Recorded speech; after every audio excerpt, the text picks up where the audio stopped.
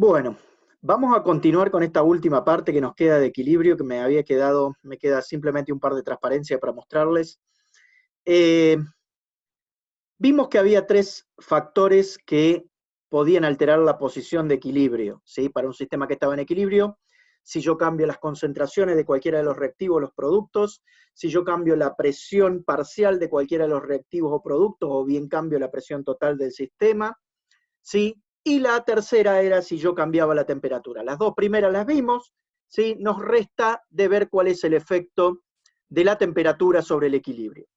La primera cuestión importante a recalcar, y se los dije muchas veces, pero esta va a ser una vez más, es que cuando yo cambio la temperatura del sistema, cambio la temperatura a la que realizo la reacción química, cambia el valor de la constante de equilibrio. ¿Sí? Cuando yo cambio las concentraciones, las presiones parciales, la presión total del sistema, el valor de la constante de equilibrio se mantiene. Cambian las concentraciones de manera tal de seguir manteniendo el valor de que tenía la constante de equilibrio. En este caso, cuando yo cambie la temperatura, va a cambiar el valor de la constante de equilibrio. Y eso es algo muy importante. Es el único factor que hace cambiar el valor de la constante de equilibrio. ¿Sí? Cuando yo cambio la temperatura, cambio el valor de la constante de equilibrio. ¿Sí?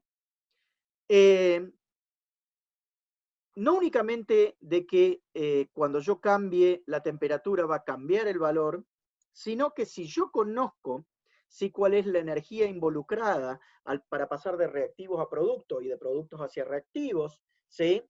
Si yo conozco cuál es el delta H de la reacción de la que yo estoy, de la reacción que yo estoy tratando, ¿sí? Yo puedo predecir qué va a pasar con ese valor de K, si va a aumentar o va a disminuir con respecto al valor que tenía originalmente. ¿Sí? Veamos cómo es la cuestión. Bueno, en realidad no cambia en nada el principio de Le Chatelier, que es lo que decía. Decía que el sistema reacciona siempre oponiéndose al cambio o a la alteración que yo le realicé al sistema. O sea, partiendo desde esa premisa, si yo digamos, si yo aumento la temperatura, ¿sí? A la que se produce una reacción, el sistema, ¿qué es lo que va a tratar de hacer? Bajar la temperatura. Si yo disminuyo la temperatura, ¿sí? Dado una situación de equilibrio, disminuyo la temperatura, lo que va a hacer tratar de hacer el sistema es aumentar la temperatura. ¿Sí? Y ustedes me dirán, bueno, pero ¿y cómo se hace para aumentar la temperatura? ¿Cómo se hace para bajar la temperatura? Para controlar la temperatura. ¿Cómo puede hacer una reacción química? Bueno, ustedes saben que las reacciones químicas, cuando pasan de reactivos a productos, ¿sí? Siempre en la mayoría de los casos, ha involucrado un cambio de energía, ese cambio de energía, ¿sí? Si uno mide ese cambio o el calor, o la variación de calor o el calor intercambiado, digamos, entre el sistema, ¿sí? Que es nuestra reacción, y el entorno, si yo lo mido a presión constante, eso es la entalpía. ¿Sí? La entalpía de la reacción. O sea que si yo conozco la entalpía de la reacción, yo sé cuál es el calor involucrado para pasar de reactivos a productos. La entalpía, ¿cómo puede ser? Puede ser positiva o puede ser negativa. Si es positiva, se trata de un proceso endotérmico, o sea, un proceso que cuando pasa de reactivos a productos absorbe calor. Y si es negativo, se trata de un proceso exotérmico, o sea, un proceso en el cual, cuando paso de reactivos a productos, libero calor. Una cosa importante que hay que tener en cuenta, yo, por ejemplo, tengo la reacción esta que tenemos acá, por enésima vez la vamos a ver, el tetróxido de dinitrógeno, que se descompone en dióxido de nitrógeno, y el dióxido de nitrógeno a su vez que se combina para formar el tetróxido de dinitrógeno en la reacción de vuelta. Si yo conozco el delta H de esa reacción, conozco cuál es el calor, ¿sí? Involucrado en pasar de tetróxido de nitrógeno a 2 moléculas de dióxido de nitrógeno. ¿Estamos? Bueno, conocemos ese calor, o sea, si nosotros conocemos cuál es el calor para la reacción de ida, también conocemos cuál es el calor de la reacción de vuelta. ¿Se acuerdan que la entalpía, cuando yo invertía la ecuación, en realidad también invertía el signo de la entalpía, pero el valor era exactamente el mismo? O sea, en el ejemplo que tenemos acá, dice que el cambio de entalpía para esta reacción es más 58 kilojoules por mol. ¿Sí? ¿Eso qué significa? Eso significa que es un proceso endotérmico.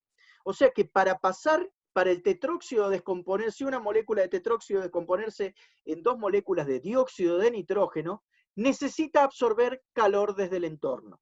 Es un proceso que para pasar de reactivos a productos absorbe calor. Por lo tanto, el proceso inverso, o sea, la combinación de dos moléculas de dióxido de nitrógeno para dar tetróxido de nitrógeno, es un proceso que es exotérmico. Si para acá es endotérmico, para allá es exotérmico. ¿Cuánto exotérmico? Menos 58 kJ por mol es para la reacción inversa, o sea, dos moléculas de dióxido de nitrógeno que dan tetróxido de nitrógeno. Bueno, con eso en vista, ¿sí? Uno evidentemente dice, bueno, si yo caliento, o sea, aumento la temperatura del sistema, para este sistema en particular, que es endotérmico, si yo caliento, ¿sí? Lo que estoy haciendo, lo que va a querer hacer el sistema es enfriarse. ¿Cómo hace para enfriarse el sistema? Y bueno, tiene que consumir calor. ¿Y cómo hace para consumir calor? Bueno, si transforma tetróxido de nitrógeno en dióxido de nitrógeno, ¿sí? Absorbe calor. O sea, yo le entregué calor desde afuera, lo que hace el sistema es moverse, desplazarse de reactivos hacia productos para de esa manera consumir calor y de esa manera contrarrestar cuál es el efecto que yo le estoy haciendo desde afuera. ¿Qué pasa si yo en lugar de aumentarle la temperatura, le disminuyo la temperatura?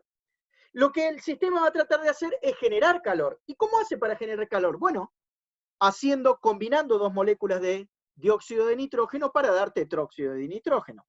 ¿Se entiende?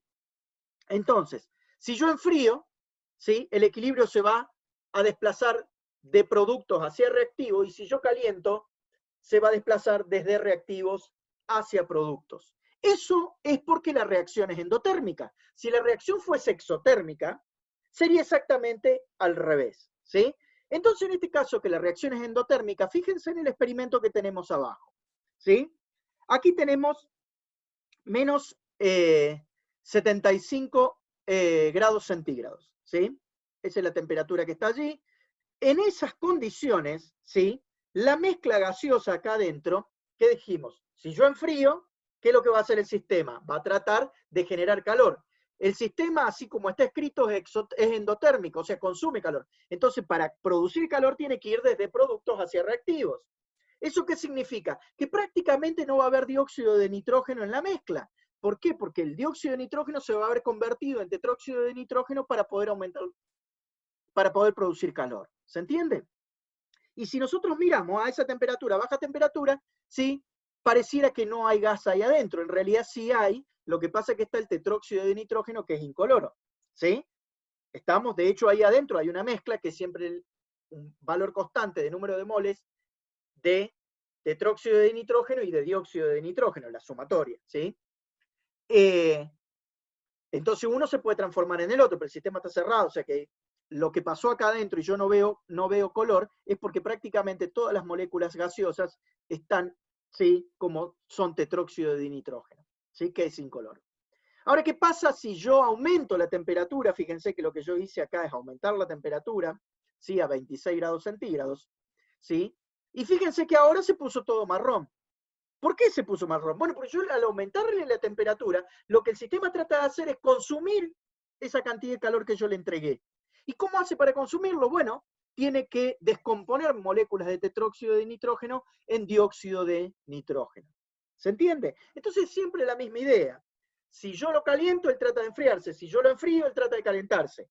¿Sí? Habíamos visto nosotros en las presiones que, por ejemplo, si el número de moles gaseosos en reactivo y producto era el mismo, el equilibrio no tenía ninguna herramienta para contrarrestar el cambio de presión total que yo le estaba realizando sobre el sistema.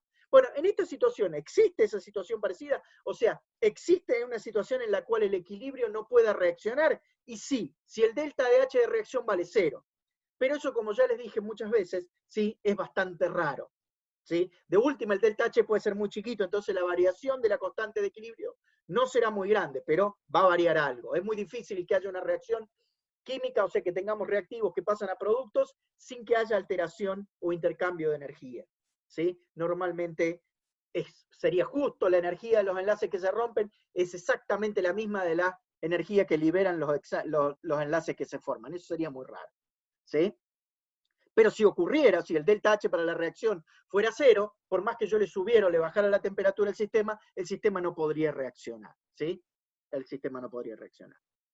Bien, entonces,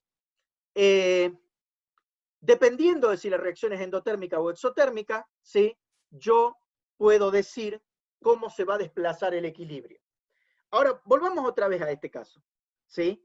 ¿Qué pasa si yo le aumento la temperatura? Si yo le aumento la temperatura, dijimos, esta reacción va a aumentar, o sea, se va a desplazar desde reactivos hacia productos, ¿sí? ¿Y qué pasa con la constante de equilibrio? Bueno, eso significa que la concentración de productos va a aumentar y la concentración de reactivos va a disminuir. O sea, los productos están arriba en la expresión de la constante de equilibrio y la de reactivos está abajo. O sea, que aumenta esta y disminuye esta. O sea, ¿qué es lo que va a pasar con la constante de equilibrio? Va a aumentar.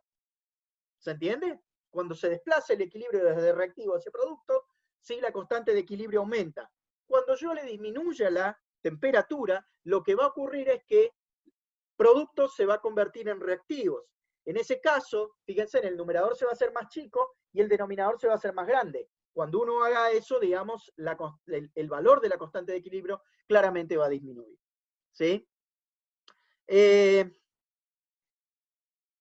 Veamos, aquí abajo tenemos el cuadro. Fíjense, nosotros teníamos una reacción, ¿sí?, que era endotérmica, esta, ¿sí? Fíjense que un aumento de temperatura hace que la constante de equilibrio aumente, una disminución de la temperatura hace que la constante de equilibrio disminuya. Exactamente lo opuesto pasa si la reacción es exotérmica. ¿Sí? Si tuviéramos una reacción exotérmica, fíjense que ahora el aumento de la temperatura, ¿sí?, haría, porque ¿qué es lo que significa una reacción exotérmica? Que cuando yo paso de reactivos a productos, libero calor. Si yo aumento la temperatura, lo que va a tratar de hacer el sistema es consumir calor. ¿Cómo hace para consumir calor? Bueno, va desde productos hacia reactivos y por lo tanto la constante de equilibrio disminuye, ¿sí? Por el contrario, si yo disminuyo la temperatura para una reacción exotérmica, sí, la constante de equilibrio va a aumentar. Por último, lo que me queda aquí mostrarles, que es, no se los voy a contar porque es para que ustedes lo vean después con detenimiento y que les quede como registro, es cómo se va a desplazar el equilibrio, ¿sí?, ante una determinada acción externa, ¿sí? Por ejemplo, un aumento de la concentración de reactivos, ¿sí?, hace que el equilibrio se desplace desde reactivos hacia productos, ¿sí? Un aumento en la concentración de productos hace que el equilibrio se desplace desde productos hacia reactivos. Fíjense que en ninguno de estos casos, ¿sí?, en donde no hay cambios en la temperatura, la constante de equilibrio no se ve afectada. Y acá la flechita simplemente les dice para qué lado se va a mover el equilibrio, ¿sí? Bueno, con esto hemos terminado equilibrio. Solamente nos queda ver ahora el tema 9, que es el último tema, en donde lo que vamos a ver es una aplicación del equilibrio, ¿sí?, a un sistema muy importante que es el sistema ácido-base, ¿sí? Nos vemos entonces en el próximo video.